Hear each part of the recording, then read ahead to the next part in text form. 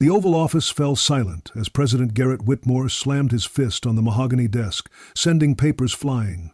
His advisors flinched, eyes downcast. "Get out," he whispered, his voice deadlier than if he'd shouted. They scattered like autumn leaves in a gale, leaving him alone with the weight of the world's most powerful office and the burden of his private torment. As night descended over Washington, D.C., the most feared man in American politics stood at the window, the Washington Monument illuminated against the darkness.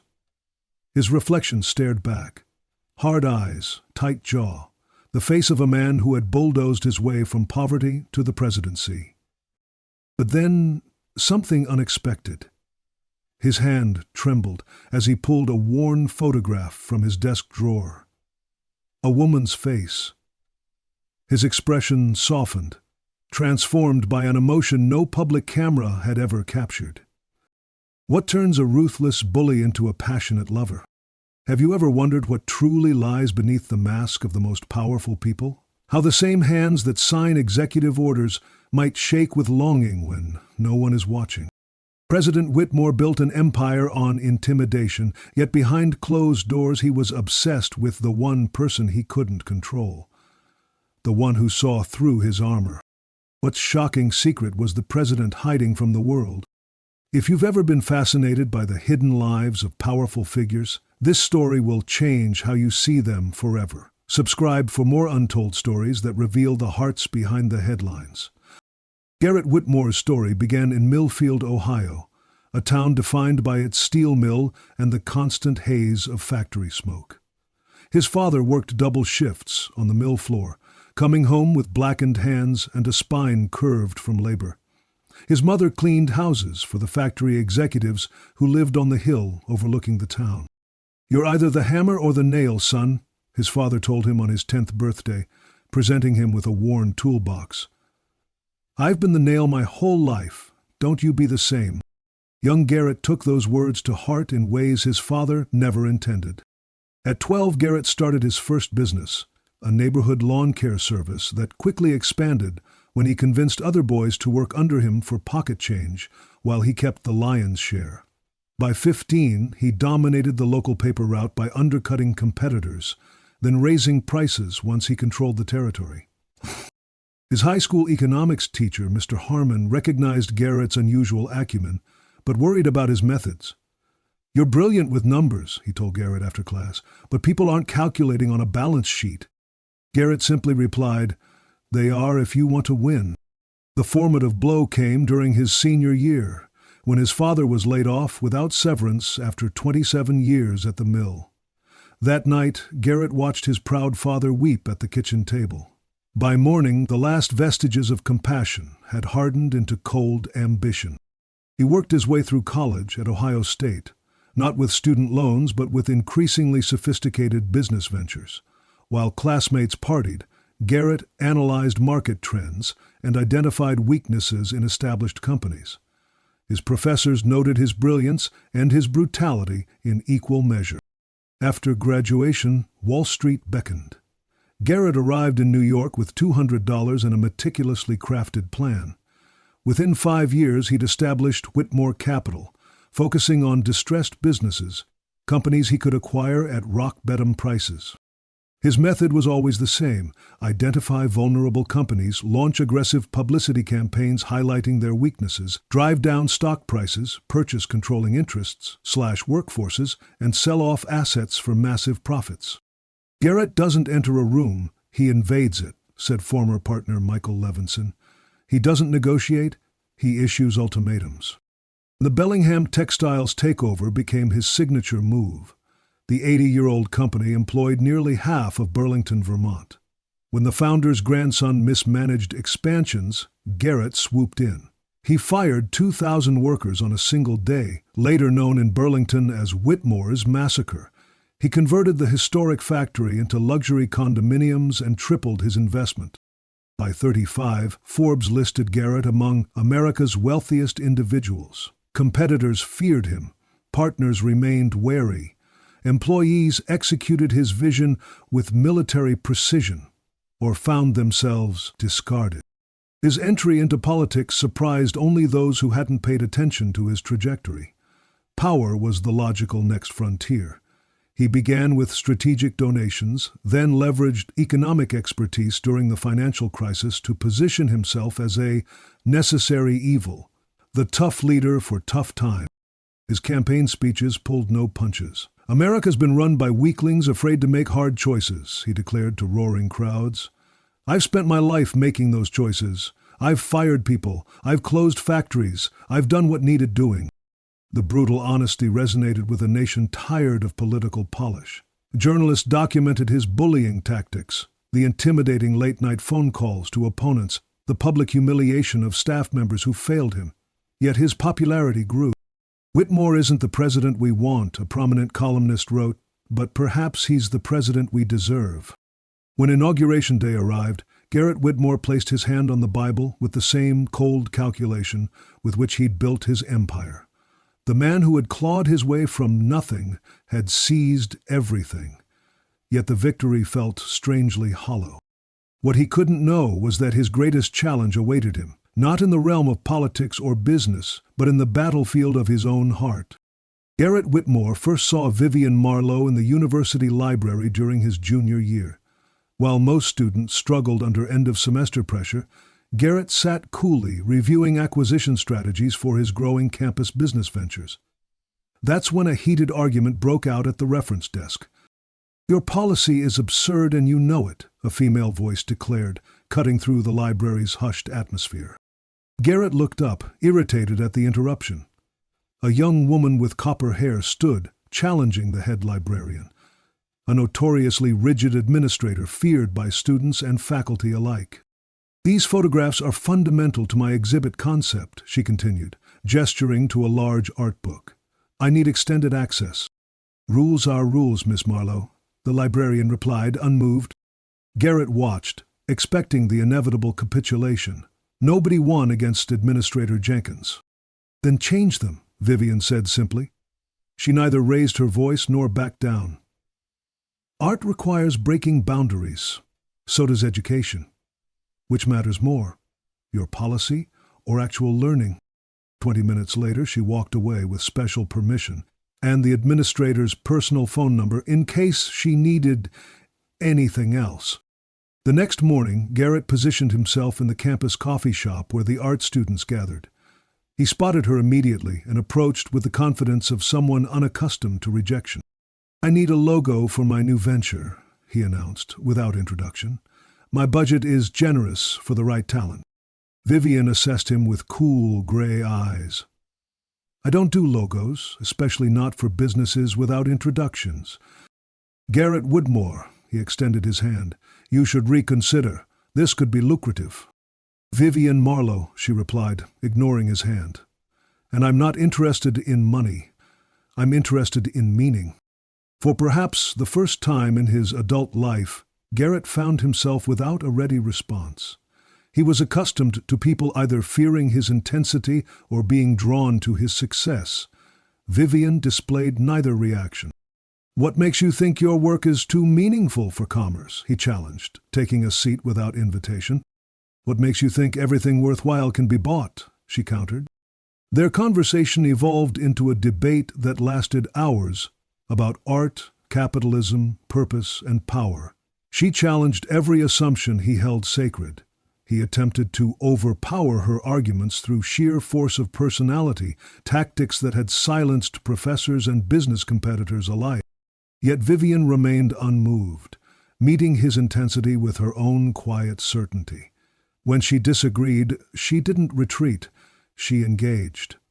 When he pushed, she pushed back, not with anger, but with conviction. "You see the world as resources to acquire," she told him as afternoon shadows lengthened across their table.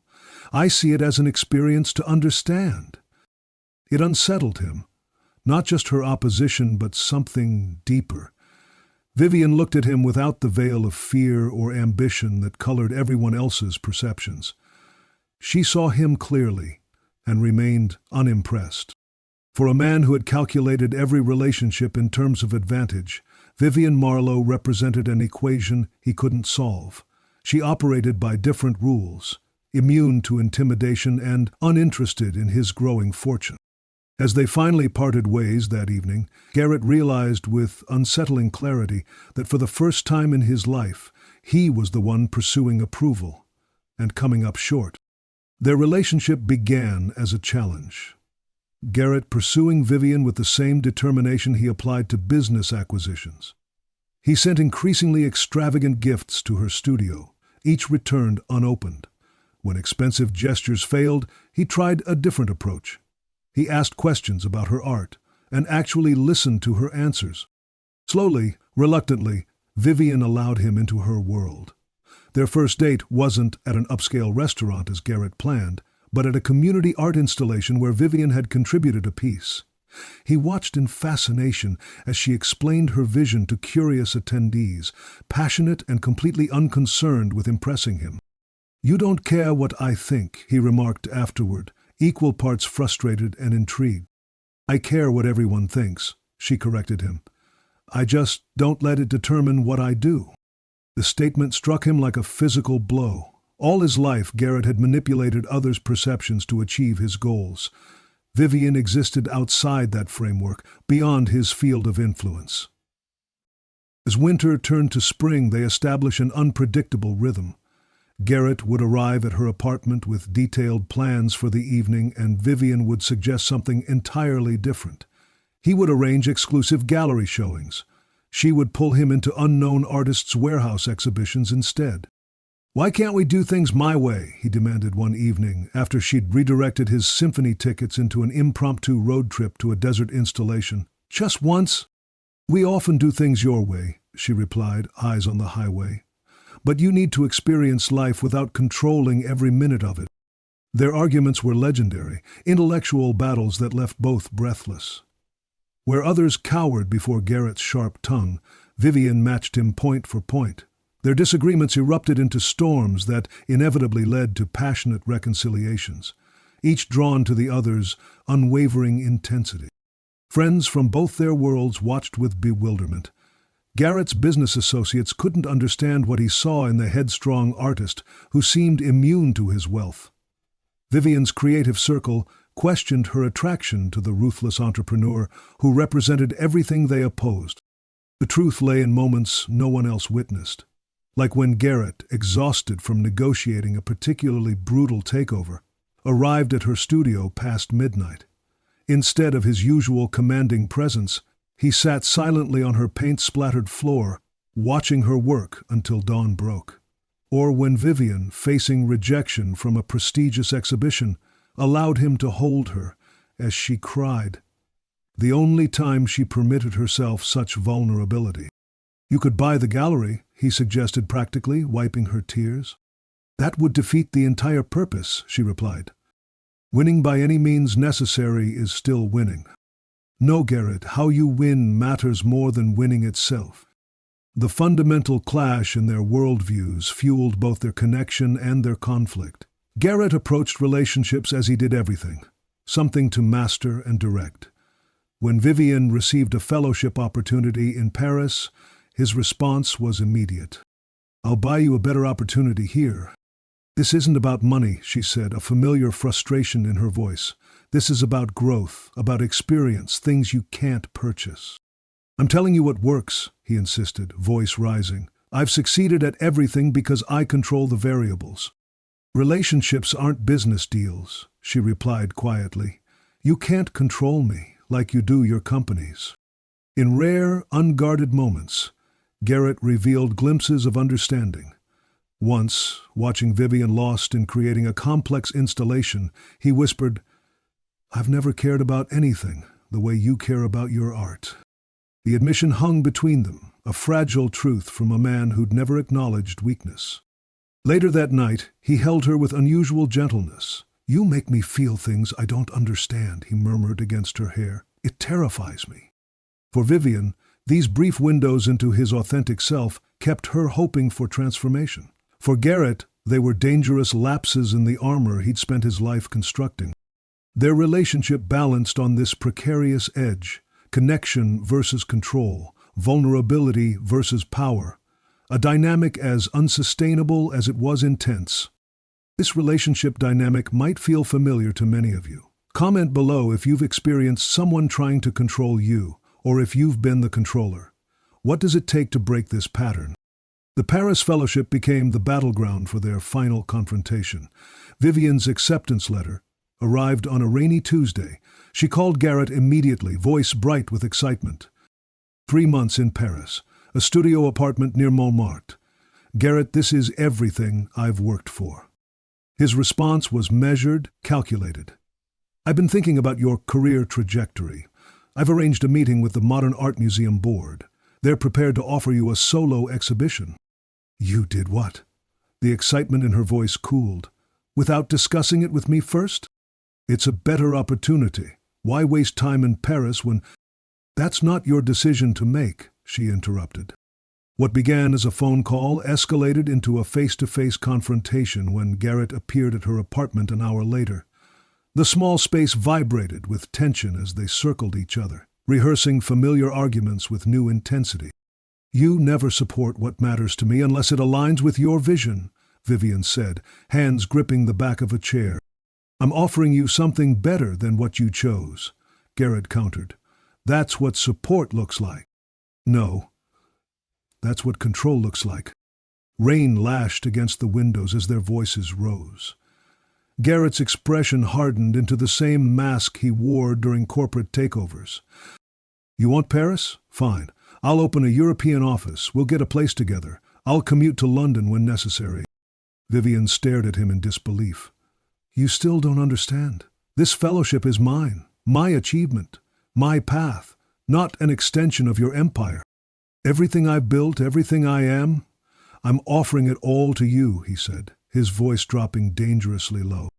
I never asked for your empire, she replied. I only wanted your heart.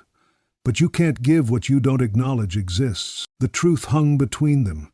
Garrett Whitmore, master of the universe, couldn't surrender the one thing that might have saved them: control. If you leave, he warned, don't expect me to wait.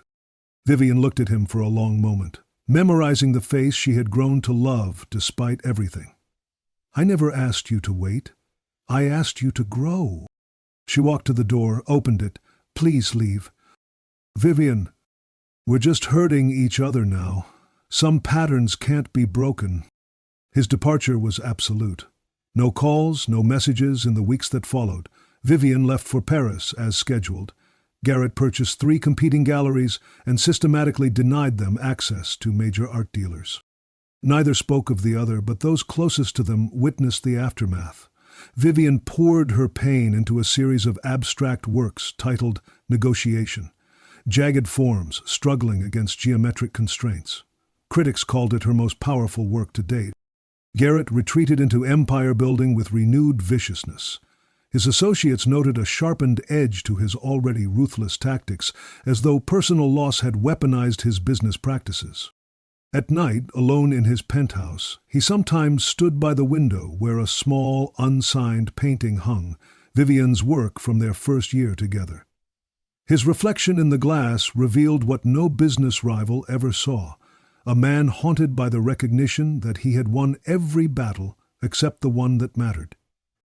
The seeds of regret took root, waiting years to flower. 15 years later, Garrett Whitmore stood at the podium on the Capitol steps, his right hand raised as he swore to preserve, protect, and defend the Constitution of the United States. The crowd stretched beyond his vision, a sea of faces witnessing his ultimate acquisition, the presidency itself. Networks broadcast his stern countenance worldwide, commentators noting his uncommon refusal to smile during the ceremony. President Whitmore doesn't celebrate victories, his press secretary explained. He immediately begins working toward the next one. Behind closed doors, the truth was simpler. Garrett Whitmore had forgotten how to feel triumph.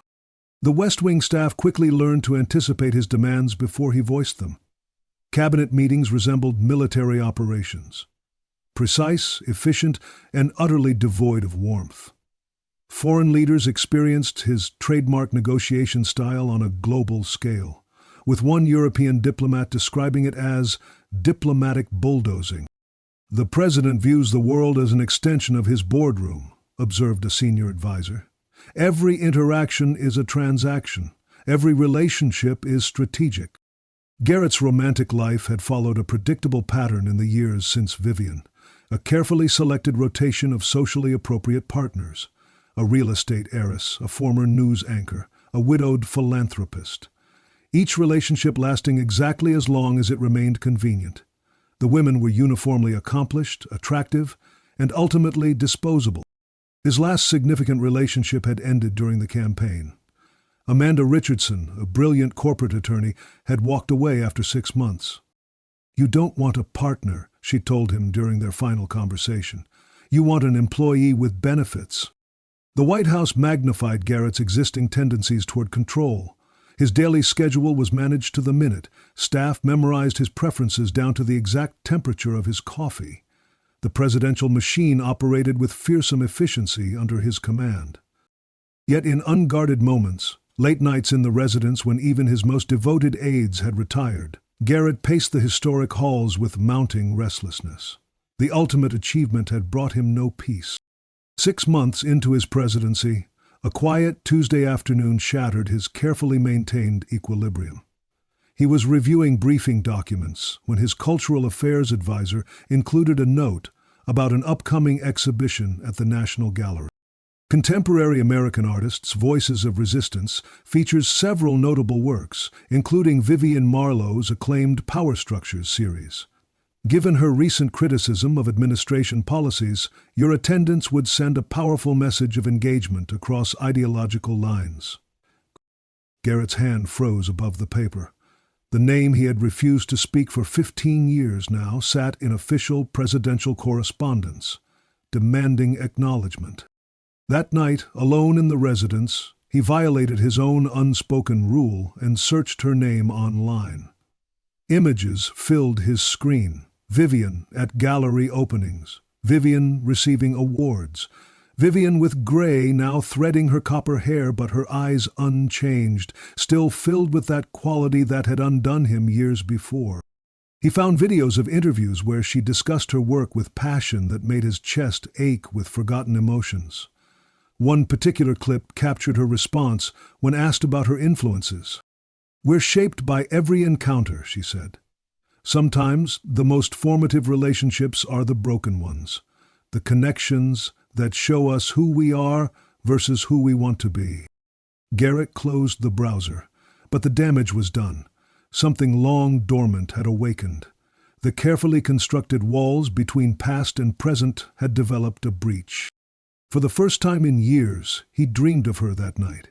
Not as she might be now, but as she had been in her paint-splattered apartment, challenging him, seeing him, the last person who had looked at Garrett Whitmore and recognized the man behind the power.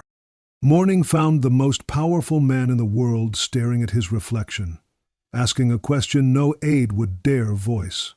What was the point of controlling the world when you'd lost the only part of it that mattered? The executive schedule, that sacred document governing every presidential minute, began to show unusual patterns. Small blocks of time appeared labeled only as personal research. Chief of Staff Marcus Reynolds noticed first, but hesitated to question the president directly. Garrett found himself returning to the videos of Vivian's interviews during these private moments. He analyzed her expressions, the movement of her hands as she described her work, searching for any reference that might connect to their shared past. His sleep grew fragmented. White House residence staff reported lights on at 3, 4 in the morning. The president would wave away concerns, blaming state affairs requiring his attention. The truth lived in his browser history. Galleries featuring Vivian's work, critical analyses of her artistic evolution, fragments of her life assembled through digital breadcrumbs. During a diplomatic reception, the French Minister of Culture mentioned admiring Marlowe's provocative installation in Paris last season. Garrett abandoned protocol, pressing for details with an intensity that left his protocol officers exchanging worried glances. "Sir," Reynolds finally ventured during a morning briefing, "the communications team needs guidance on your art initiative talking points. You seem distracted recently." Garrett dismissed him with a cold stare, but the observation struck closer than he cared to admit. His legendary focus had fractured. His concentration split between running the free world and recapturing a ghost from his past. The women in his recent life emerged in his thoughts as poor substitutes. Amanda's laugh, a practiced performative sound, nothing like Vivian's spontaneous burst. The cultural affairs director's analytical mind, impressive, but lacking Vivian's intuitive brilliance. Each comparison deepened his preoccupation. The president requires complete profiles on the artists featured in next month's National Gallery exhibition, he instructed his private secretary. Particularly Vivian Marlowe. Educational background, career trajectory, current projects. The request raised eyebrows. National security profiles on artists? Nevertheless, the information arrived within hours, comprehensive, detailed, and containing the revelation that knocked the air from his lungs. After international success and extensive travel, Vivian Marlowe had established a permanent studio and gallery in Burlington, Vermont, the very town where, years ago, his cutthroat takeover of Bellingham Textiles had earned him the reputation as a heartless corporate raider. The coincidence felt like an accusation. Had she chosen that location as a silent rebuke to his most infamous business conquest? The final paragraph revealed she lived alone in a converted industrial space once part of the Bellingham complex, the last building he hadn't demolished, preserved for its architectural significance after community protests. Garrett stared at the address long after his secretary had left. The most closely monitored man on the planet began calculating how the President of the United States could disappear, just briefly, without the world noticing. A presidential retreat to Vermont's Green Mountains would provide favorable optics for the environmental package, Reynolds suggested, sliding the proposal across the resolute desk. Derek recognized the opportunity instantly. 3 days, minimal staff. Schedule local engagements that don't require media presence. Within a week, the presidential motorcade wound through Vermont's mountain roads. The official schedule included meetings with environmental leaders and quiet work sessions at a secluded lodge. The unofficial agenda contained a single item: Burlington. Vivian's gallery occupied the ground floor of a brick building that once housed Bellingham's administrative offices. The perspective had become a cultural cornerstone in Burlington's revitalized downtown, a space where industrial history and contemporary art coexisted. President Whitmore's security detail cleared the area with practiced efficiency.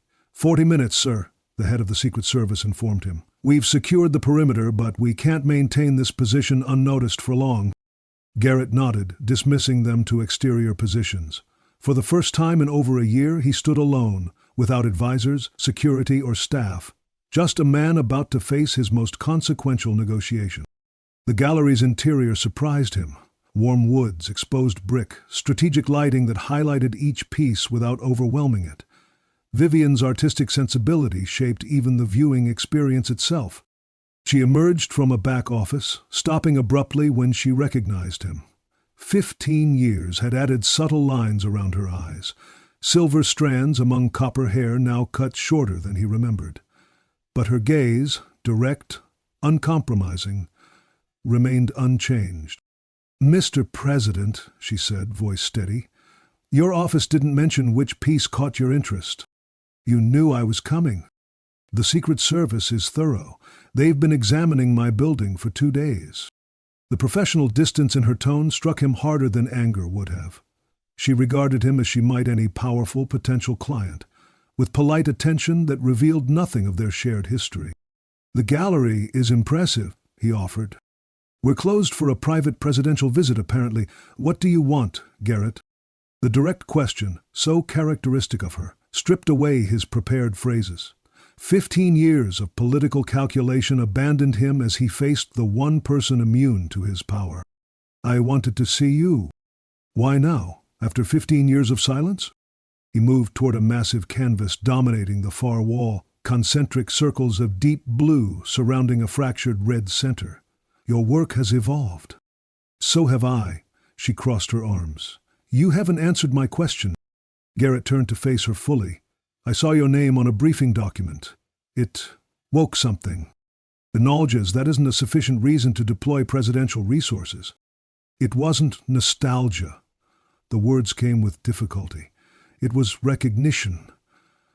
I've achieved everything I planned, exactly as I planned it. And none of it matters. Something flickered across her expression, surprise perhaps at his uncharacteristic admission. I attend state dinners with world leaders, he continued, sign legislation affecting millions, and at the end of each day I'm exactly the same. Empty. Except when I think of you. Vivian's professional composure wavered slightly. 15 years is a long time to be a symbol rather than a person, Garrett. You were never a symbol. You were the exception. He gestured around the gallery. You built this without my help, without anyone's help. I've followed your career. Recently, she corrected. You've followed my career recently, during your convenient presidential awakening. Her directness was familiar territory, almost comforting in its challenge. Yes, recently, but intensely. A small laugh escaped her. Still so absolute. If worth doing, worth dominating completely. Your old philosophy. I'm not here to dominate anything. I'm here because you're the only person who ever saw me as more than what I could provide or control. The late afternoon light filtered through tall windows, casting both their shadows against the polished concrete floor. Two silhouettes separated by physical space and years of unspoken words. You hurt me, she said simply. I know. And destroyed this town's economy while building your fortune. Yes. Then buy your way into the most powerful position in the world. He didn't deny it.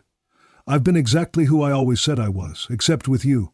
With you I glimpsed someone different. Vivian studied him with the careful attention she might give one of her complex installations. The Secret Service is waiting, Mr. President. What exactly do you expect from this conversation? Before he could answer, his security detail leader appeared at the door. Sir, we need to move, now. Garrett held Vivian's gaze. Have dinner with me, tonight. No presidential trappings, just conversation. She considered him for a long moment. I don't know who you are anymore. Neither do I, he admitted. That's why I'm here. Would you give someone from your past a second chance? Like this video if you believe in transformation, or subscribe if you want to see more stories of redemption. The presidential security team transformed a private dining room at the Green Mountain Lodge into an intimate space for two, though Vivian had insisted on meeting at a local restaurant instead. Even in conceding to Secret Service requirements, she maintained her boundaries. She arrived wearing a deep green dress, elegant but understated, no attempt to impress, no power play in her choice of attire, the confidence of a woman who had nothing to prove. Thank you for coming, Garrett said as she took her seat. I'm curious, she replied, not convinced. The beginning was awkward. Pleasantries about the gallery, neutral observations about Vermont's beauty.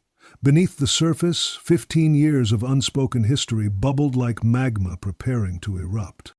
It broke open over the main course when Garrett mentioned her Power Structures series that had received international acclaim.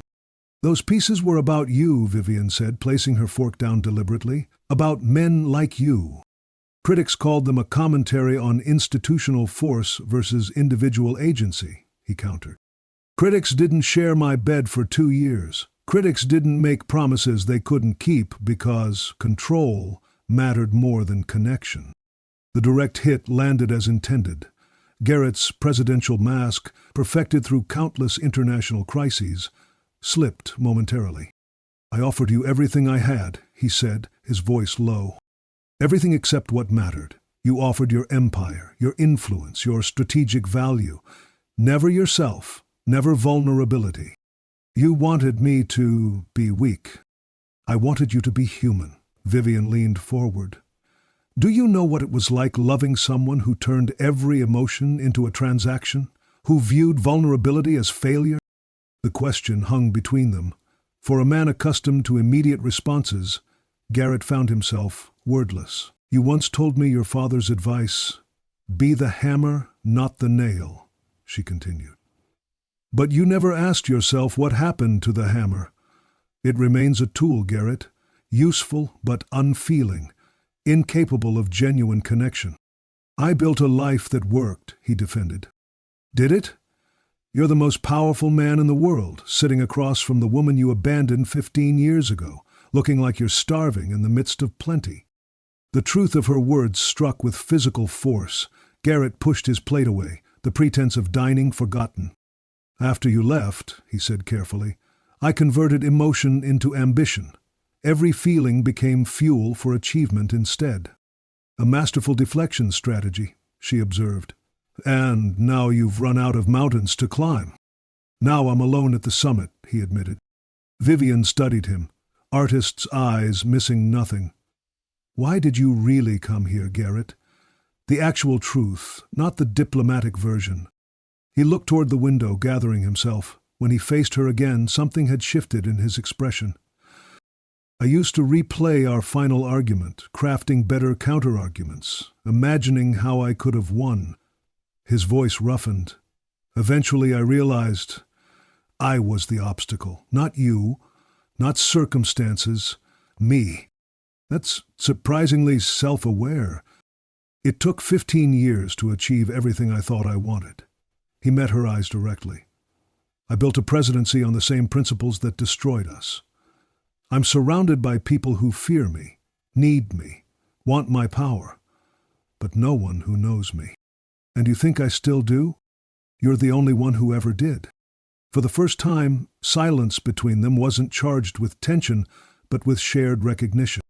The night before your Paris departure, Garrett said, the words coming with visible difficulty, I sat in my car outside your apartment for 3 hours, trying to find words for what I felt. I couldn't name it then. It was terrifying. Of what? Of needing something I couldn't control, of loving someone who might leave anyway. The word, loving, landed between them like a confession neither had voiced during their relationship. So you ensured I would leave, Vivian said softly. By making it impossible to stay. Garrett's hands, which had negotiated trillion-dollar deals and guided national policy, trembled slightly on the table. I've never admitted that to anyone, he said, not even myself. Vivian reached across the table, not touching him but close enough that the choice became his. That's the difference between then and now, Garrett. 15 years ago, you couldn't bear this conversation. His hand moved the final inch to cover hers. Not grasping, not claiming. Simply connecting. I'm terrified now too, he whispered, but for the first time, I'm more afraid of walking away than of staying. President extends Vermont stay, environmental summit or personal crisis. The Washington Post headline blazed across screens nationwide. What had been announced as a 3-day presidential retreat stretched into its second week. White House Communications Director Jessica Chen fought a losing battle against mounting speculation. The president is combining strategic planning with critical environmental policy work, she insisted during her 4th press briefing in 5 days. The political machinery hummed with theories. Opposition leaders questioned the president's focus. While international tensions rise, President Whitmore appears to have gone on vacation, Senator Malcolm Hayes remarked during a cable news interview. Social media exploded when a Burlington resident posted a blurry photo of what appeared to be the president entering a downtown building. Amateur sleuths quickly identified the perspective gallery. Within hours, Vivian Marlowe's biography circulated online, her connection to Garrett's past excavated by digital archaeologists. Presidential paramour? Screamed tabloid headlines. More responsible outlets framed the story differently. Whitmore's vermin connection. Artists' gallery stands on site of infamous corporate takeover. Chief of Staff Reynolds arrived in Vermont, ashen-faced. Sir, we need to address this narrative immediately. Your approval ratings are irrelevant at the moment, Garrett interrupted, surprising everyone in the room. Draft a statement acknowledging my connection to Miss Marlowe as a long-standing friendship, nothing more. Behind closed doors, away from advisors and cameras, something unprecedented was occurring. President Garrett Whitmore sat across from Dr. Eleanor Winters, a therapist with security clearance who had flown in at his request. Control has been your protection since childhood, Dr. Winters observed during their 3rd session. The frightened boy, watching his father's humiliation, created a man determined never to be vulnerable. Garrett's jaw tightened. Psychological profiles won't solve anything. Understanding patterns is the first step to changing them, she replied. Your relationship with Miss Marlowe triggered your deepest fears. Fear of rejection, fear of needing someone, fear of losing control. I'm not afraid, he said automatically. President, with respect, that response itself is fear speaking. The sessions were excruciating. For a man accustomed to dominating rooms, surrendering to self-examination felt like failure. Yet each evening when he met Vivian for dinner or walked with her through the gallery after hours, he found himself trying to apply what he was learning. You've never asked about my life during our years apart, Vivian noted one evening as they stood before her newest installation. I've read the biographical information, he began, then caught himself. That's not the same, is it? Not remotely. He took a breath. Tell me about your life, Vivian, the parts that wouldn't appear in any briefing. She studied him for a moment, then began sharing stories. Her year in Japan studying traditional arts, the pneumonia that nearly killed her in Barcelona, her brief marriage to a composer that ended amicably after 3 years. Garrett listened without interruption, without offering solutions or opinions, a first in his lifetime of conversations. The experience was uncomfortable, then fascinating, then oddly freeing. Meanwhile, political pressure mounted. Republican allies warned of appearing weak.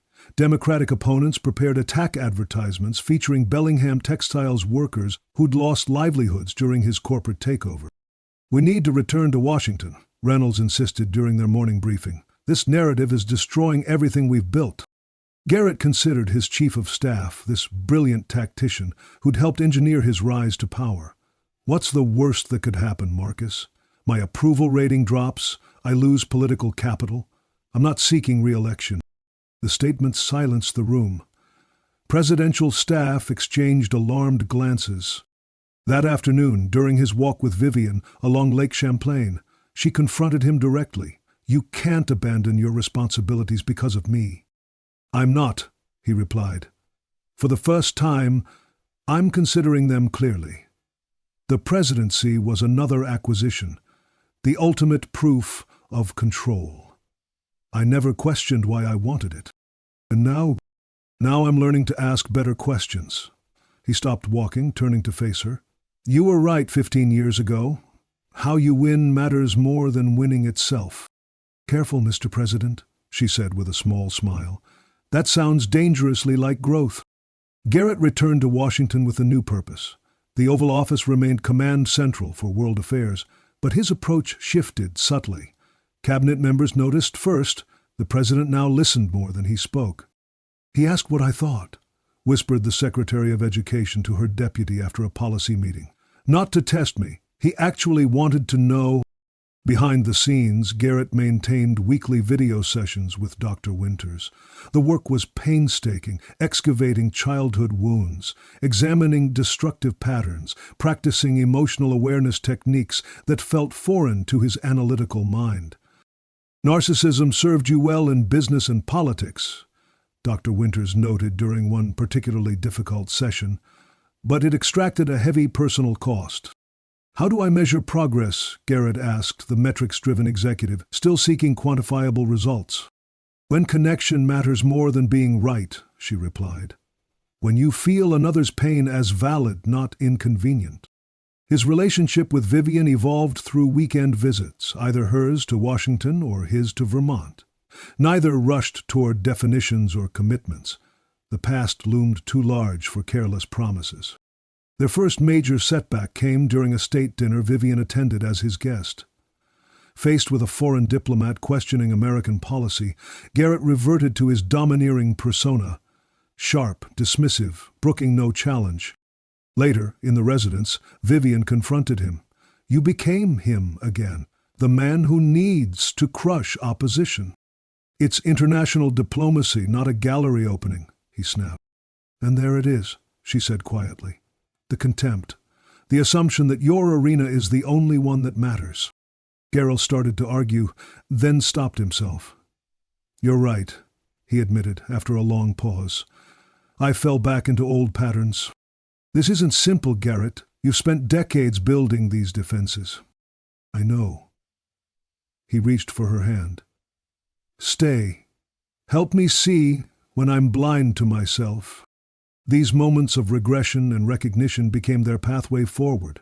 When Garrett slipped into controlling behavior, Vivian created space instead of resistance.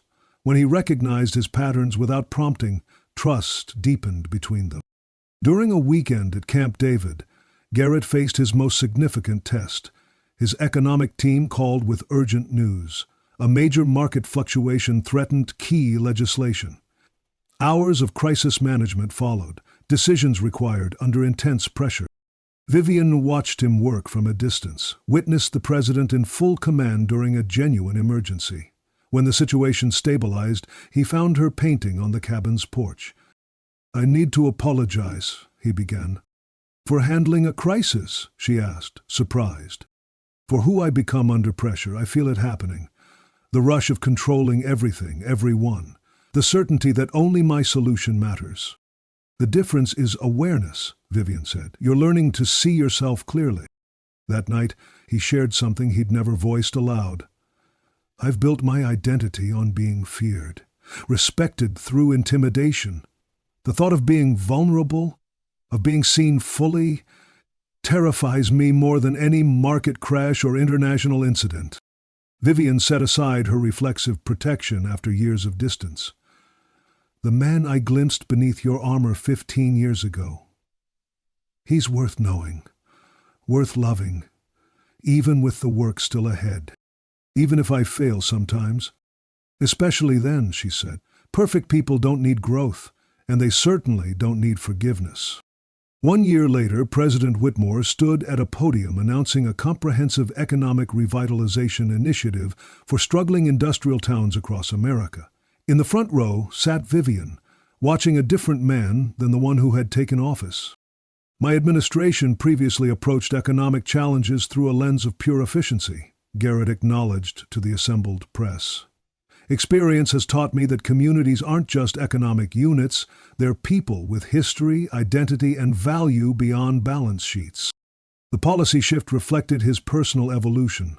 As their relationship strengthened, Garrett's leadership style transformed, not into weakness as he once feared, but into something more nuanced and ultimately more effective. Their relationship defied conventional labels. Vivian maintained her independence, dividing time between Vermont and Washington. Garrett learned to navigate the discomfort of not controlling every aspect of their connection. We're writing our own rules, Vivian explained to a friend who questioned their arrangement. After 15 years apart, we've earned that right. White House staff noticed the president's changed demeanor, still demanding excellence, but no longer wielding fear as his primary tool. International leaders found him more measured, more willing to seek mutual benefit rather than dominance alone. Garrett continued therapy, committed to understanding himself beyond the protective mechanisms formed in childhood. Some days brought setbacks, moments when criticism triggered his bulldozer instincts or uncertainty awakened his need for control. Recovery isn't linear, Dr. Winters reminded him during particularly difficult weeks. The goal isn't perfection, but awareness and choice. The most profound shift occurred in private moments. Garrett learned to simply be present, without agenda or strategy. To sit with Vivian in companionable silence as she painted. To share thoughts without calculating their impact. To expose doubt without fearing it would be perceived as weakness. On Vivian's birthday, he gave her not an extravagant gift, but a journal containing his reflections throughout their separation years. Raw, honest writings he'd never intended anyone to see. This is the most valuable thing you've ever given me, she told him, understanding the significance of such vulnerable transparency from a man who had built walls around himself since childhood. They both recognized that his obsession had evolved into something healthier, less about possession and more about genuine appreciation. The man who once needed to control every variable now found strength in surrendering control, in trusting another person's autonomy. During a weekend at the Vermont Gallery, Garrett watched Vivian explaining her newest installation to visitors. Pride filled him. Not pride of ownership, but admiration for her separate journey and achievements. "I used to think love was about acquisition," he confessed later that evening. "Now I understand it's about freedom, giving someone space to be fully themselves while choosing to remain connected." "That's the most presidential thing you've ever said," she replied with a smile. Their story continues to unfold, not as a perfect fairy tale, but as an authentic journey of two strong individuals learning to create connection without sacrifice of self.